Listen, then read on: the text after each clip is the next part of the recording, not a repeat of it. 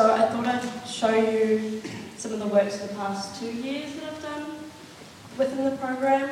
So I started off with, in my 3rd year, we got given a block of tortilla. Everyone got given the same block, and the task was to make something, a maquette, on using the tortilla and maybe glue, nothing else.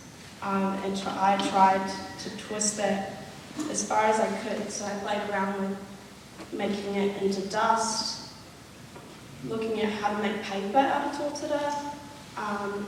So I ended up making these discs, and with the leftover I'd carve out these lines, and with the leftover I would make it into charcoal, crush it up, and then use it with glue to kind of, almost as a healing balm, to paste over all the lines and the cuts that I made. So this idea of taking the whenua and using it to heal the whenua. And so you can't really see in these images, but the charcoal kind of sparkles, so they kind of look like little jagged edges within all of the grooves. And when the light hits it, you could see kind of like crystals. They're like jagged and they kind of shimmer. So it was really beautiful when the light hits it. I'll move on.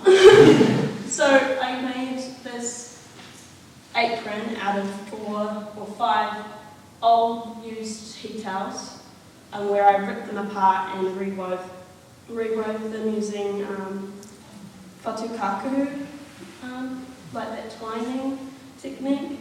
So that was looking at all about stereotypes and breaking down stereotypes of a woman's place, and this idea that, who does what, but also in a way of monarchy.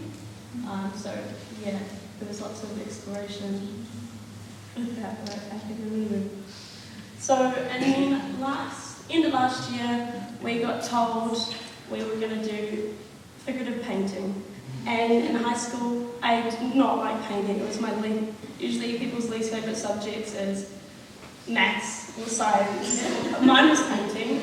I used to show up and I'm not doing painting in the class. I got into doing these 3D explorations of paint, so sculpting with paint. So when we got told we were doing figurative painting, I was like, ugh. And so this is my first proper painting. Well, I did 2 of them. One with Kiruru, similar kind of with the plants coming out of the kite. And then I fell in love with painting. So after all this, I hate painting. Painting hates me. I suck at painting. I don't want to do it. I did it, and I was like, I love painting. So this was all about. It's called Whenua Mai Whenua Atu, so it's all about the idea that we are from the land, and we give and we take. So whenua is the term for land, but also placenta. So from the womb, we get nourishment from the whenua, and then when we are born, we get nourishment from the whenua, and then when we die, we ultimately go back to the whenua. And I also was looking at kite as pots, and pots is a colonial, like a way of putting whenua in something foreign and saying, I own this is mine, I can pick it up and I can take it because I own it. So putting it in something made of whenua, hand woven, as a way of giving that back to whenua. This is one of my most recent works, which is at Square Edge with the current students, our exhibition. This is an oil painting that I did, my first proper oil painting. It's way different to acrylic. So these are my poodle's hands, sharking muscles, and this work is all about preparing kai as a form of manaakitanga, those quiet moments that I feel like everyone's experienced, someone preparing kai for them. So I really wanted this painting to be soft and not super realistic, more like you can remember a moment and it's kind of that hazy memory. That's how I wanted this to be. So this idea of coming together for kai as like coming together as a community through kai and preparing. And then this is another one. This is the second one that's on display at Square Edge, and this is a self-portrait, if you can't tell. As the painting's very new, I set myself a challenge that I would paint a self-portrait in a different style every day for, I think I did 26 days, and I only gave myself an hour, and after the hour I had to cut it off. I never finished one. They were always like a little bit, I always needed to do it. And that was leading up for this work, which is all about my identity and not ever feeling Māori enough to be, to exist in a space, feeling too pale, or and growing up I used to get asked, are you adopted, or you get the plastic Māori. Everyone's had something. So this work's all about that and how I learned to weave when I was in intermediate.